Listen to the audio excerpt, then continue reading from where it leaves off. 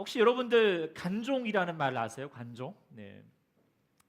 제가 이제 얼마 전에 며칠 전에 가족들과 이렇게 얘기하다가 이런 말을 하더라고요. 그래서 제가 물어봤죠. 관종이 뭐예요? 그랬더니 그런 것도 모르냐고 막 그렇게 저한테 막 핀잔을 주는 거예요. 네.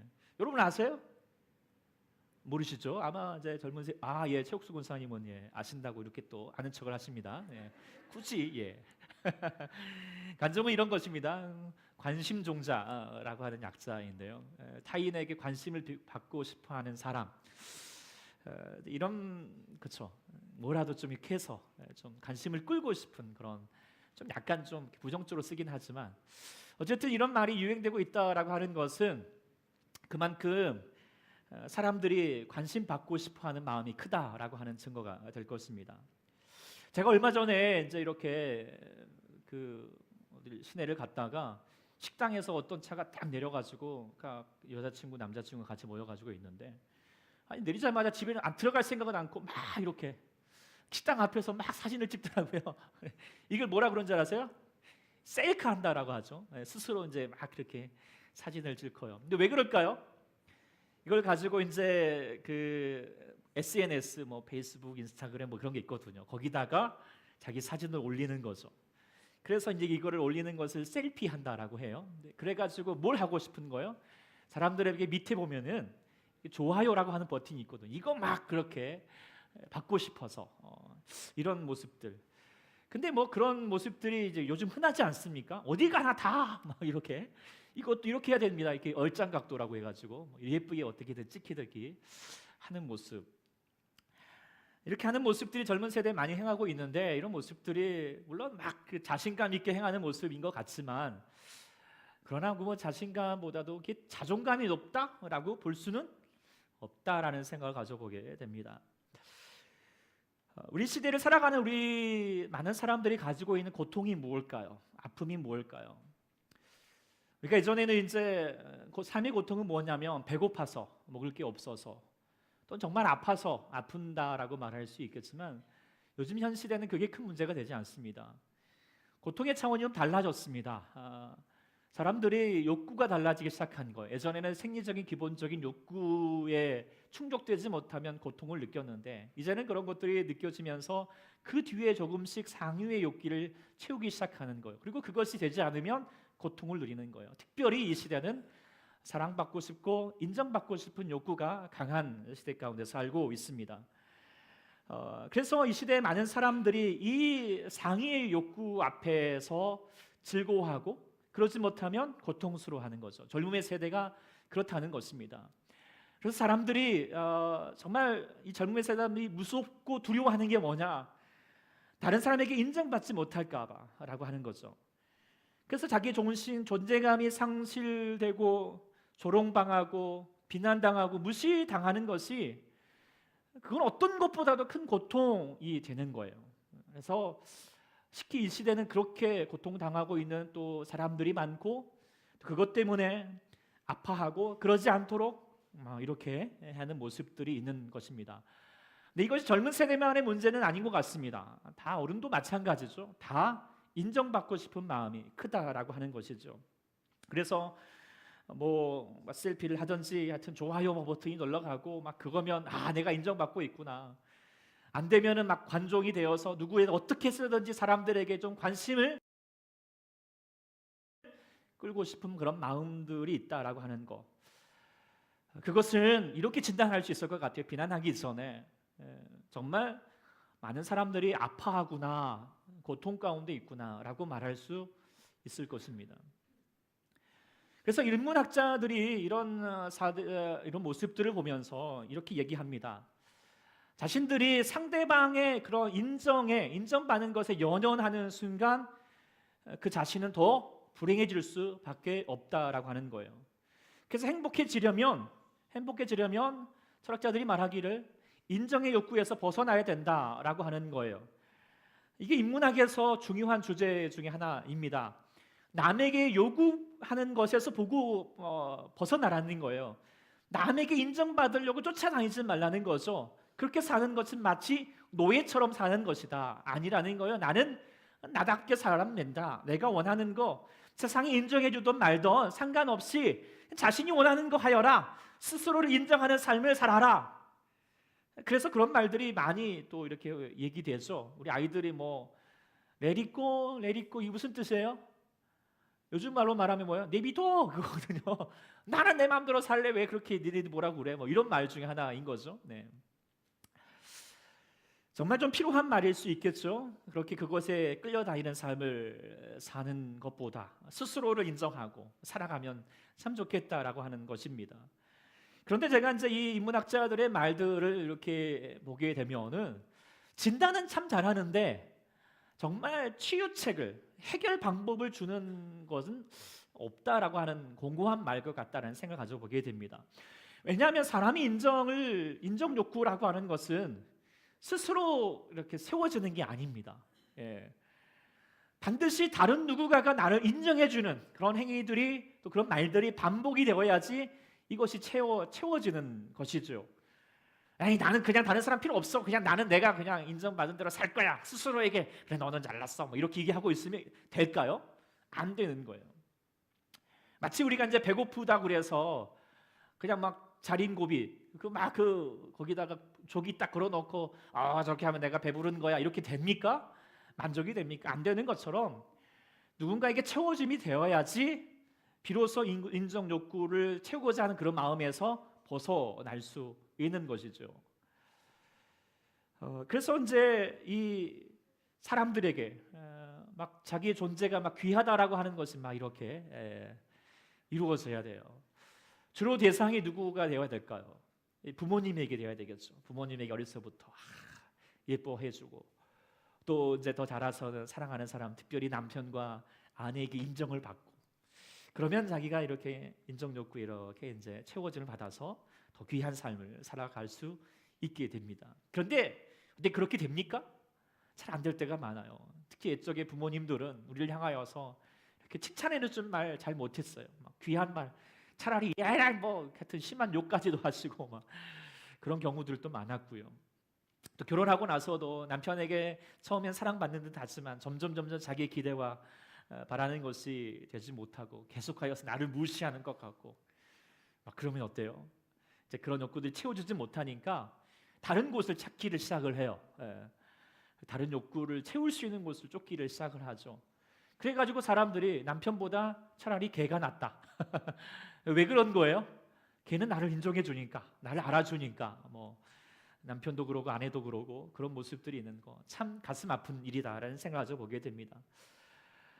그래서 사람이 그런 말 있잖아요. 자신을 인정해 주는 사람에게 자신의 목숨을 내려놓는다. 이런 말을 하는 것처럼 그만큼 사람이라는 존재는 다른 사람의 인정을 통하여서 세워줄 수 있다라고 하는 거. 다들 근데 요즘 시대는 그렇게 태워주지 못하니까 관종처럼 정말 관심을 필요한 사람처럼 그렇게 아파하면서 살고 있다라고 하는 것입니다.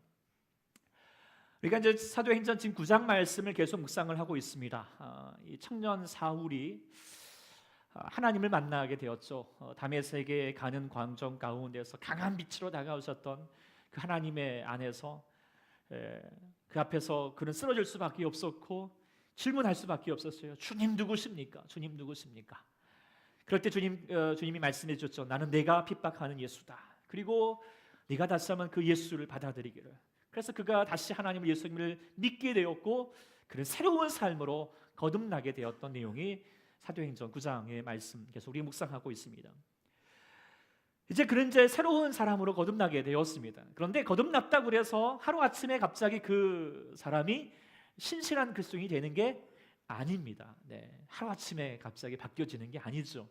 변화의 과정, 이걸 뭐라 그러죠? 성화된다라고 말합니다. 성화의 과정이 필요합니다. 근데 이 성화의 과정은 혼자서 되기는 참 어렵습니다. 도움이 필요합니다. 그래서 하나님께서도 이렇게 예수님께서 이 사울에게 변화의 과정을 이루기 위해서 돕는 사람을 허락하십니다. 누구였을까요? 아나니아라고 하는 사람을 허락하셨습니다.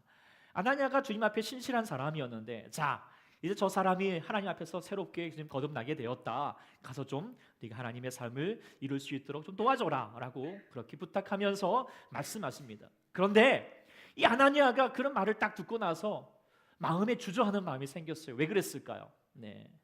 그 사울에 대한 소문을 익히 들었기 때문이죠. 그러면서 지금 13절 이하로 그렇게 얘기를 하고 있습니다. 그 사람은 정말 우리에게 해를 끼치는 사람이다. 그럴 만한 이유가 있었죠. 이 사건 이전의 8장에도 보면은 7장에 보면은 그의 동료였던 같이 집사였던 그 스데반을 정말 무참하게 돌로 쳐가지고 죽이는 데 앞장섰던 사람이 바로 사울이었던 것이죠. 그리고 지금 자신을 그리고 자기 예수 믿는 사람들을 죽이려고 막 쫓아오고 있으니까 어찌 보면 이 사울은 자신에게 원수와 같은 사람이고 또 무서운 두려운 존재인 것입니다. 그러니까 예수님이 물론 가라고 하지만 마음에 좀 내키지 않은 것입니다. 그래서 사울을 향하여서 이렇게 딱 얘기하잖아요. 뭐라고 말합니까? 주의 성도에게 적지 않은 해를 끼친 사람이다 라고 그렇게 단정짓고 있습니다. 그 사람을 향하여서 얘기하는 것이죠. 사람에게는 누구나에게나 세 종류의 사람이 있기 마련입니다. 첫째는 꼭 있어야 할 사람이 있죠. 그리고 또 한 사람은 뭐 있으나 마나 뭐 한 사람이 있고 또 어떤 사람이 있어요? 정말 좀 있어서는 안 될 사람이 있기 마련인 것 같습니다. 아나니에게는 지금 사울이 어떤 존재일까요? 있어서는 안 될 사람인 거예요. 자기에겐. 아니 뭐 자기뿐만 아니라 교회에게 또 주님께도 그런 것 같다는 생각을 가진 거죠. 그래서 거부하고 있습니다. 그런데 예수님의 생각은 달랐습니다. 자, 오늘 본문에 보면은 14절 이하로 예수님께서 그 사울을 향하여서 뭐라고 말합니까? 자, 그 사람은 가라. 이 사람은 내 이름을 이방인과 임금들과 이스라엘 자손들에게 전하기 위해서 내가 선택한 나의 그릇이다라고 말하고 있어요. 지금 예수님에게는 세 번째 부류, 있어서는 안 될 사람이 아니라 뭐예요? 첫 번째 부류, 있어야 될 사람이 아니라 꼭 나에게 필요한 사람이다 라고 말해주고 있어요. 저는 이제 본문 말씀을 묵상하면서 뭐 다른 것도 참 우리에게 도전되는 말씀들이 있지만 무엇보다도 이 예수님의 이 마음과 시선이 너무 감동이 되고 은혜가 되었습니다.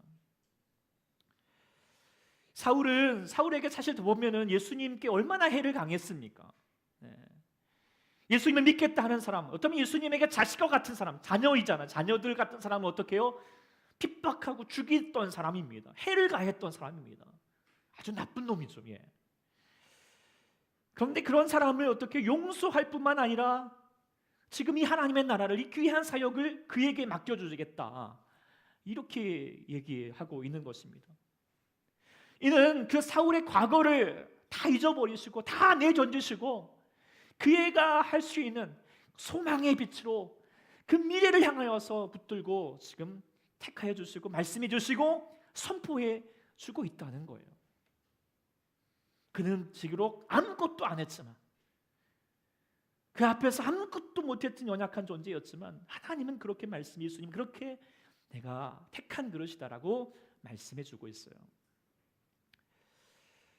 그런데 이런 모습이 비단 사울에게만 하셨던 모습이 아니라고 하는 것이 참 은혜가 됩니다. 성경을 통하여서 예수님은 늘 그렇게 행해 오셨죠. 예수님은 겁 많고 다혈질이었던 사람 그 베드로, 그가 처음 불렀을 때 미련한 어부였지만 예수님이 뭐라고 말합니까? 너는 장차 개바다. 다른 말로 베드로, 그것은 우리말로 반석이다. 이렇게 선포해 주었지요. 또 그 뒤에 보면은 예수님을 향하여서 야 이스라엘 뭐 너 나사렛에서 그 동네에서 뭐 선한 게 있겠어 막 그러면서 예수님을 향하여서 무시할 때에도 예수님은 그에게 말하죠. 뭐라고 말합니까? 나다나엘에게 참으로 이스라엘 사람이다. 그렇게 인정해 주는 말을 해주고 있어요. 또 8장에 가면은 막 가늠하다가 현장에 붙잡힌 여인. 그래서 막 사람들이 막 저런 뭐 소위 말하면 막 그렇게 저주 뭐 하여튼 뭐라고 합니까? 걸레가 뭐 이렇게 말하면 좀 그렇지만 어쨌든 뭐 그렇게 막 더러운 여자라고 막 손가락질하고 돌을 던지고 막 그럴 가운데 있을지라도 예수님은 그를 향하여서 사랑으로 용서하시고 안아 주었죠. 뿐만 아니라 욕심쟁이 삭개오를 향하여서도 이 사람도 아브라함의 자손이다라고 말해주고 있고 무엇보다도 요한복음 9장에 보면은 실로함에 맹인된 사람들이 있는데 사람들이 막 그랬습니다. 저 사람이 맹인된 것은 저 사람이 무슨 죄를 지었거나 아니 저 부모님이 분명히 죄를 지어서 저렇게 된 거야. 저렇게 되어도 분명히 쌀만한 이유가 있을 거야 라고 그렇게 비난하고 있을 때 예수님 뭐라고 말했습니까? 아니다. 그는 하나님이 하시는 일을 나타내고자 하실 것이다. 그의 모습, 그의 과거 생각하지 않습니다. 이게 하나님과 우리의 시선이 참 바른 것 같습니다. 우리는 어떻습니까? 우리는 어떤 사람을 볼 때 어떤 과거에 우리 마음이 빼앗깁니다. 저 인간이 나한테 이걸 어떻게 했는데 내가 어떻게 해?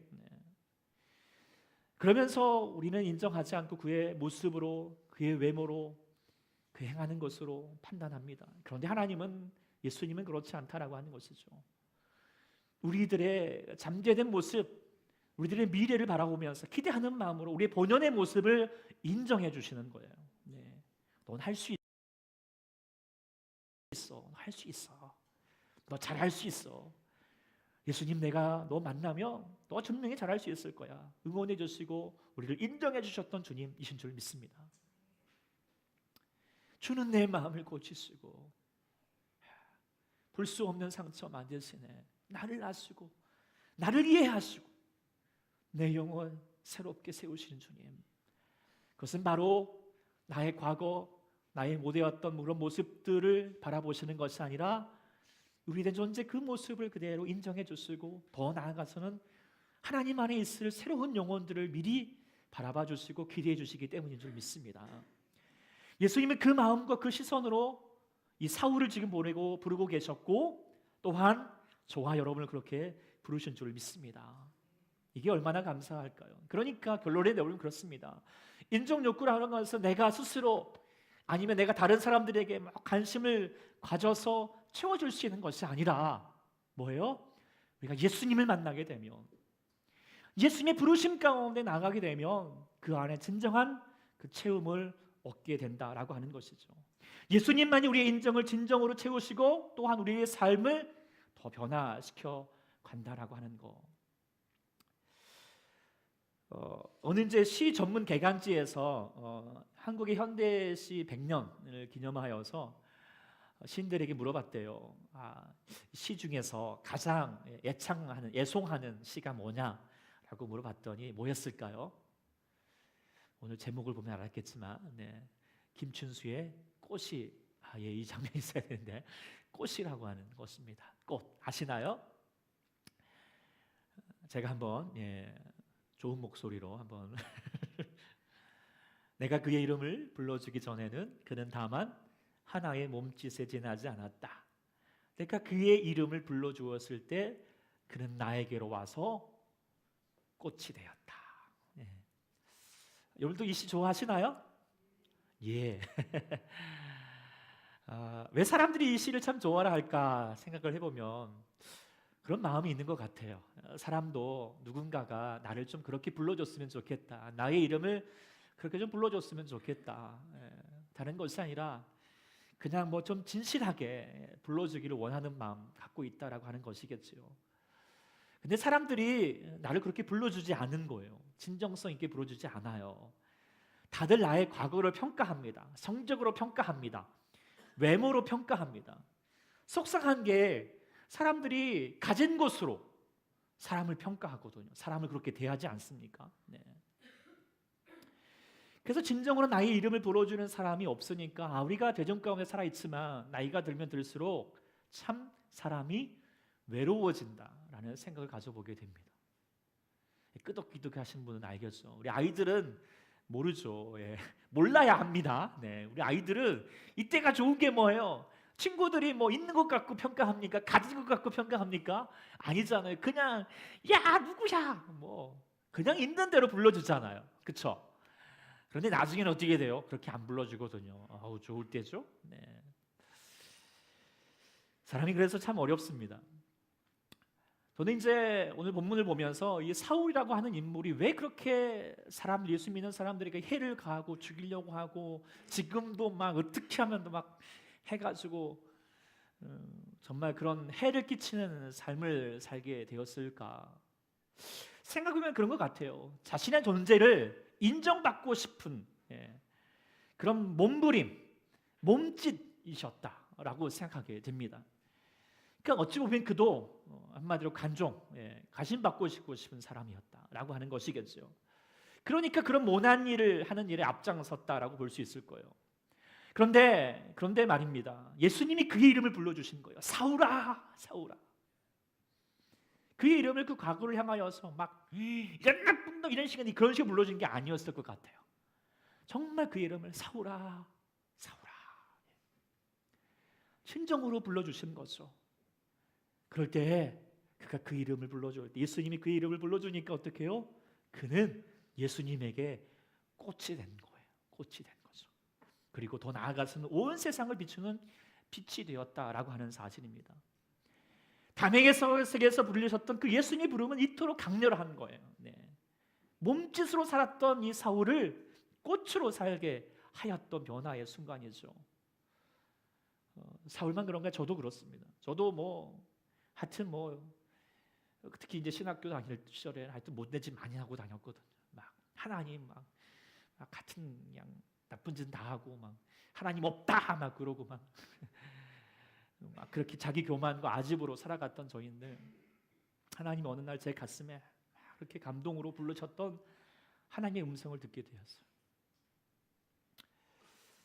만약에 제가 하나님의 그 음성을 듣지 못하였다면, 진정으로 듣지 못하였다면 아마 지금은 아마 이 세상을 탓하고 이놈의 더러운 세상 이렇게 하면서 원망과 그렇게 타락의 삶으로 살았을 것 같다 생각하게 됩니다. 그런데 주님이 저를 불러주셔서 그나마 이렇게 꽃으로 살고 있습니다. 저만 그렇습니까? 여러분도 그렇지 않습니까? 주님께서 여러분을 불러주셨기에 여러분을 안 불러줬으면 아마 저도 여러분들도 다 뒷골목에서 이렇게 만났을 것 같은데 이 시간에 주님이 우리를 불러주셔서 이렇게 우리가 주님 안에서 예배하게 되고 환한 미소를 가지고 우리가 꽃으로 살게 되는 줄 믿습니다. 같이 한번 이렇게 한번 해보실래요? 나는 예수님의 꽃입니다. 이거는 그렇게 하면 안 됩니다. 자, 이렇게 해야 됩니다. 이렇게 한번 해보실래요? 자, 꽃을 대시고 다시 옆에서 하면 난 예수님의 꽃입니다. 네, 할렐루야. 민망하시나요? 네, 아닙니다. 진짜 하나님 보시기에 이것이 정말 여러분들은 꽃보다 더 아름답습니다. 네, 아멘. 우리 주님이 이렇게 보십니다. 얼마나 감사합니까? 예수님을 진정으로 만나게 되면 우리가 그렇게 됩니다. 찬양과 기도가 넘쳐서 얼굴이 환해지면서 기쁨으로 나아가고 예수님 안에서 정말 우리의 삶이 환해지게 된다라고 하는 것이죠. 할렐루야. 그래서 우리가 예수님을 진정으로 만나게 되면 세상의 인정과 세상의 그런 관심에 우리의 마음이 끌리지 않습니다. 그것에 별로 그렇게 기울이지 않습니다. 주님이 나의 이름을 부르시고 나의 가능성을 인정해 주시는 주님을 만나게 되면 우리는 인정 욕구에 그렇게 노예처럼 살지 않은 거예요. 막 스스로 막 그렇게 막 하고 걔한테 막 그렇게 하는 것이 아니라 우리 가슴 속에서 나를 부르시는 그 주님의 음성을 나를 인정해 주시는 주님을 보게 되면 우리의 삶이 평안으로 기쁨으로 즐거움으로 살게 된다라고 하는 것이죠. 그리고 더 나아가서는 내가 다른 사람마저도 어떻게 해요? 인정해 줄 수 있고 사랑해 줄 수 있고 안아줄 수 있는 삶으로 되어간다라고 하는 것입니다. 제가 이제 이번 주에 어떤 성도님이랑 막 얘기하다가 이런 얘기를 들었어요. 이제 그 남편이 있는데 못하게 하는 건 아니지만 어쨌든 어쩔 때는 그런 마음 다 그러잖아요. 막 남편이 괜히 막 속상하고 막 좀 이렇게 섭섭하고 막 그럴 때가 많은 거죠. 그런데 요즘 이제 우리가 초대교회 와서 예배를 드리고 나니까 정말 예배 드리고 나면 마음이 이렇게 충만해지고 은혜가 넘치게 되니까 그리고 나서 남편을 만나면 어때요?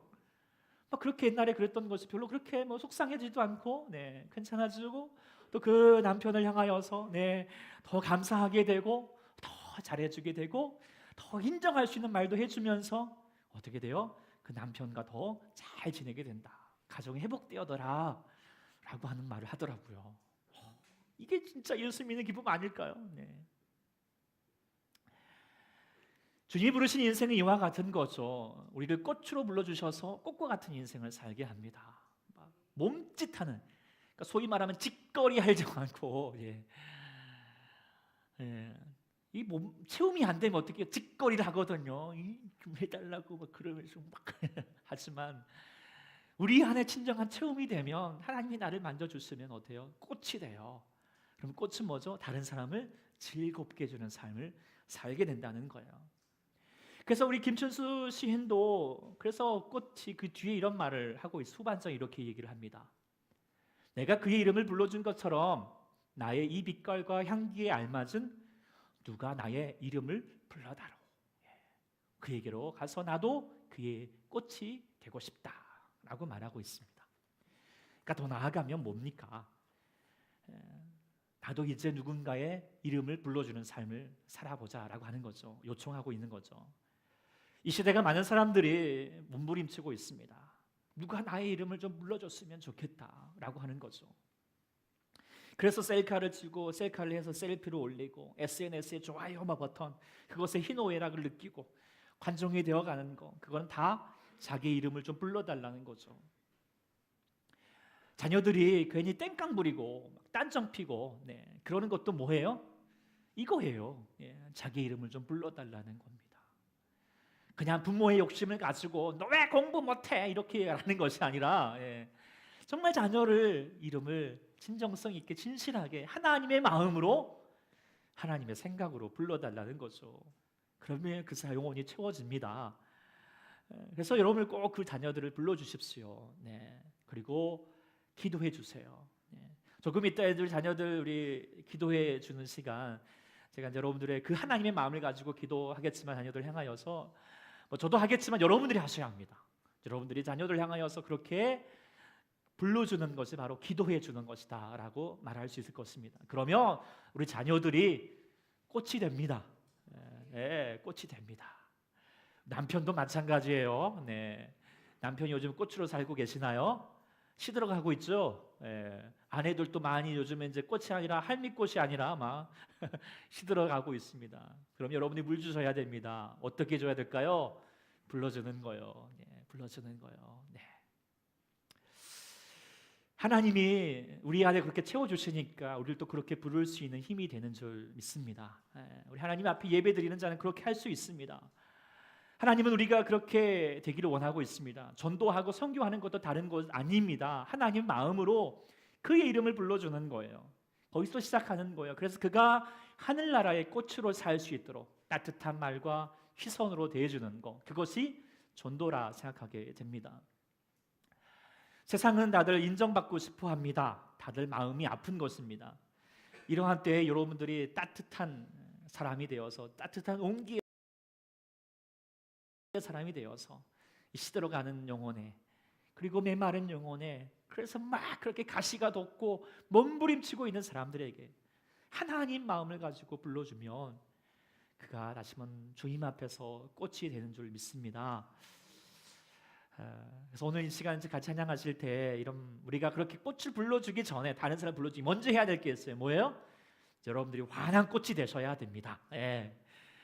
그러기 위해서는 더더욱 우리가 주님의 음성을 들어야 하겠지요. 나를 불러주시는 주님의 음성을 들어야 할 것 같습니다.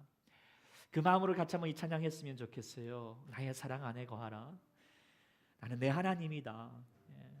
내가 너를 불러하여 지명하여 불렀나니 너는 내 것이다. 너는 내가 너를 보배롭고 존귀하게 여긴다. 믿습니까? 이 하나님의 음성을 믿으십니까? 심정으로 여러분 들으십시오. 그러면 여러분의 모습이 꽃과 같이 될 것입니다. 그래서 다른 사람을 귀하게 살아갈 수 있는 우리 되고, 우리 친구들도 우리 아이들도 이 하나님의 음성을 들을 수 있기를 소망합니다. 그 마음으로 이 찬양 드리겠습니다.